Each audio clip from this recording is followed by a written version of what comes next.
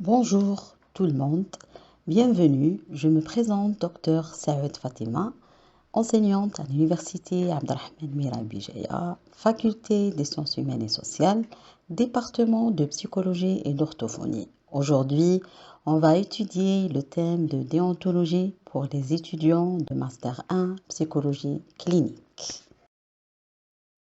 Résumé de notre cours, déontologie. Ce cours compose à 3 chapitres et chaque chapitre compose à des sous-chapitres. Chapitre 1, déontologie. Sous-chapitre 1, définition de la déontologie. Sous-chapitre 2, facteurs qui ont contribué à l'émergence de déontologie professionnelle. Sous-chapitre 3, principes et normes de déontologie professionnelle, sources de déontologie professionnelle. Sous-chapitre 4, l'importance de déontologie professionnelle en psychologie, code de déontologie pour les psychologues. Chapitre 5, la profession de psychologue clinicien dans la législation algérienne. Chapitre 2, pratique professionnelle contraire à l'éthique. Ce chapitre 1, définition de la corruption professionnelle. Ce chapitre 2, type de corruption professionnelle.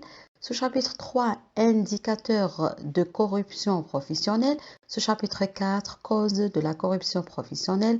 Ce chapitre 5, expérience mondiale en matière de lutte contre le phénomène de corruption. Chapitre 3, l'éthique professionnelle. Ce chapitre 1, définition de l'éthique professionnelle et son importance. Sous-chapitre 2, les principes de l'éthique professionnelle. Ce chapitre 3, la différence entre l'éthique et la déontologie professionnelle. Objectif pédagogique. Identification conceptuelle de la déontologie. Exposer les théories expliquant la déontologie dans le domaine professionnel de la psychologie. Connaissance complétée du contenu de modules et compréhension du contenu scientifique, formation à l'utilisation d'informations théoriques dans l'aspect terrain de ce module. Les prérequis. Compréhension de base de l'éthique. Il est utile d'avoir une compréhension de base des principes éthiques fondamentaux tels que l'autonomie, la bienfaisance, la non-malfaisance et la justice, avoir une connaissance des différentes théories éthiques telles que l'utilitarisme, le déontologisme et la vertu peut également être bénéfique. Connaissance du contexte professionnel.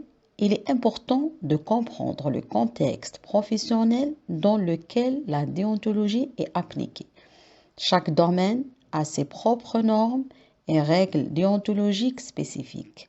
Par conséquent, il est utile de connaître les codes de déontologie pertinents et les réglementations professionnelles spécifiques à votre domaine d'activité. Raisonnement éthique. Le module sur la déontologie nécessite souvent une capacité à analyser et à résoudre des dilemmes éthiques. Il est donc utile de développer des compétences en matière de raisonnement éthique, y compris l'identification des problèmes éthiques, l'évaluation des différentes options et la prise de décision éthique éclairée.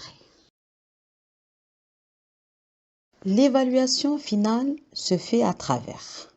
Ils sont de 2 types, présentiel et à distance. L'évaluation continue, activités à distance, participer à des activités, exercices et quiz, 40%. Examen présentiel, examen écrit, 60%. À la fin, je vous remercie pour votre écoute et votre suivi.